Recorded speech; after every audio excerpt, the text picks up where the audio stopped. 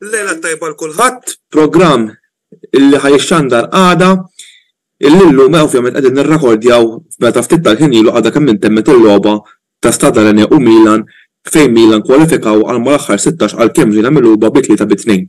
Però qabel nixtieq minn hawn ngħid proset il-kollegi tiegħi li titur Antonella Qabiela u l-youtuber tal-Formula 1 Andrew Zarb tal-intervista interessanti immens illi waslu lilna ma' Ben Edwards li huwa ġurnalista Formula 1 illi nfakru li bħal is-sibt ġimgħa għandna l-ewwel tellieqa ġo Baħrejn. Nispera li l-karozzi McLaren jifqu tnejn lejn iċ-ċertu sridatur.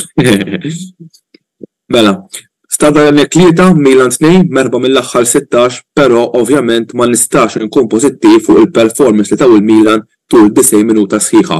Il-gow tal-Stade Rennais ġew skorjati mill-istess plejer Bourgeot illi nemmen illi kikolli narah li jibes il-flog glorjus li għandi fuq bħalissa ma jiddispjaċini xejn. Minix ċert jekk hemm fin-nazzjonal ta' Franza u xmajjat jew le, però wara l-logħba beda jkellem il-manja nilġru u l-tejo ġifieri nemmen illi qiegħed majjat. Mela Stade Rennais fl-ewwel taqsima jiftħu l-logħba wara 7 minuti u mbagħad Jovic iġib id-dro ta' wieħed fl-lejl l-aħħar tal-ewwel taqsima.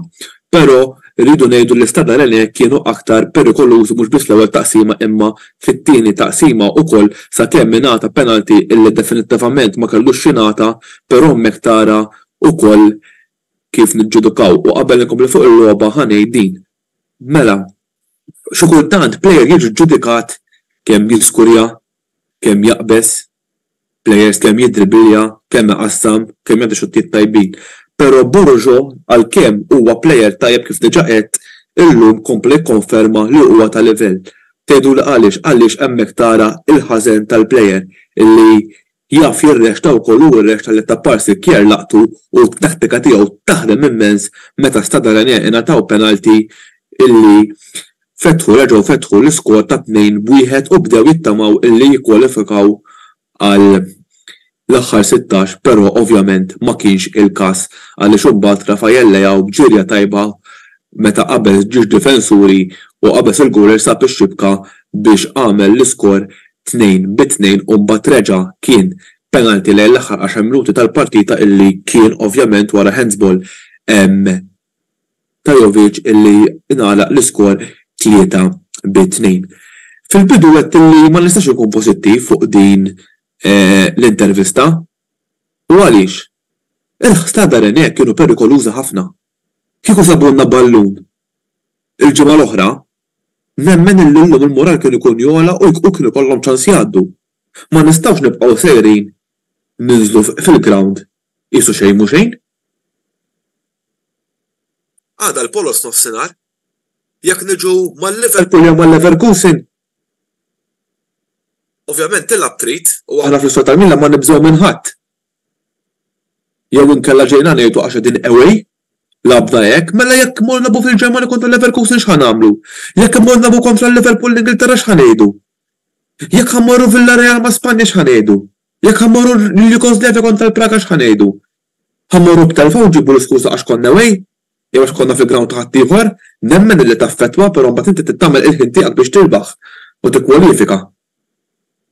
Tilqa' tal-ħaġa għaliex away jew home fil-ground inti 11 kontra 11 tibda u mbagħad sta għalik jekk itkeċċilek plejer jew hekk. Jew inkella forsi deċiżjoni jiġu favorik jew hekk. Imma l-mentalità inti trid tinżel biex tirbaħ.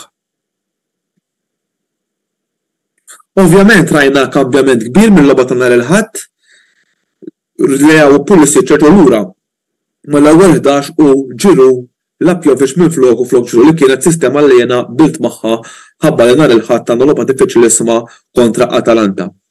U mbagħad Chukwueze u Okafor li rreplaced l-ewwel Pulisic lejn 70 minuta li s'issa għadna ma rajna xejn minn dak illi stennejna minnhom fil-bidu tal-istaġun għalkemm Okafor sab ix-xibka 4 darbiet u Chukwueze sab ix-xibka darbtejn fiċ-Champions League, però għadna ma rajniex iċ-Chukwueze u Okafor li konna naraw fis-snin ta' qabel mat-timijiet preċedenti tagħhom. Ovvjament mhux qed ngħid li huma ħżiena x'kulħadd jaf l-ewwel sena Leao u ma kien xejn u Tonali ma kienu xejn u mbagħad qishom draw l-ambjent u saru players top.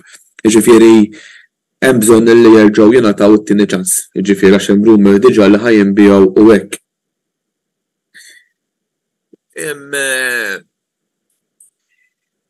Issa għada il-Polozz f'nofsinhar.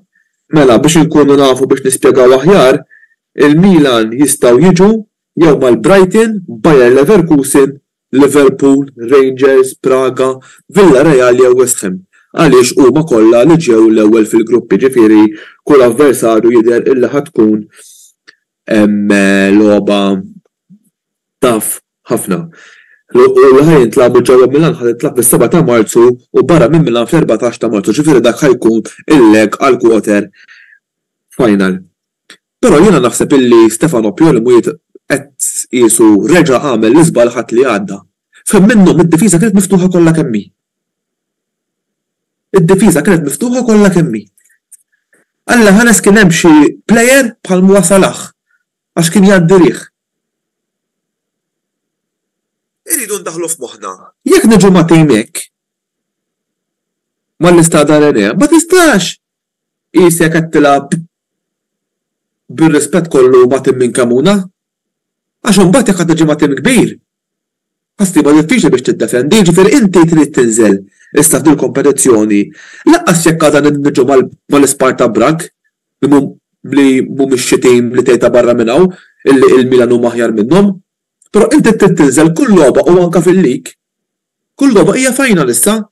Wara nżilqa mal-Monza ma nistgħux naffordjaw li tilfu jekk iridu nerbħu t-tieni post. Jalla wkoll niġu l-ewwel post imma impossibbli naħseb, mhix diffiċli.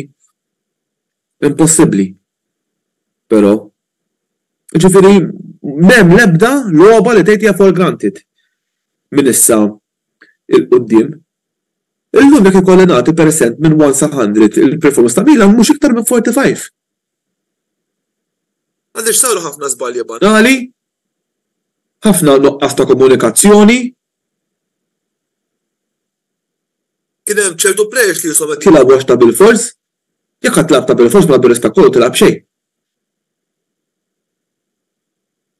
M'hemmx dik il-komunikazzjoni. Jien kafħim minnhom mlejjaw ġi jissu waħdu mal-gol, pero l-gol kien sedret fuq u kellu l-pulis iċ-naħa l-oħra, rid bil-forsi skulja u.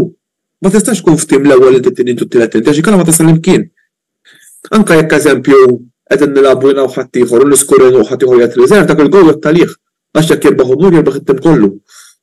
U sfortunatament fil-Milan bħalissa m'hemmx dik l-għaqda illi kien hemm meta sirna Champions tal-Italja fl-2022. Jiġifieri s-Sur Kardinali għandu xi jagħmel fuq dil ħaġa għalkemm nemmen illi minnu daħal Zlatan Ibrahimovic nemmen illi l-affarijiet tranġaw naqam mhux ħażin. Però qatt baqalu x'jagħmel.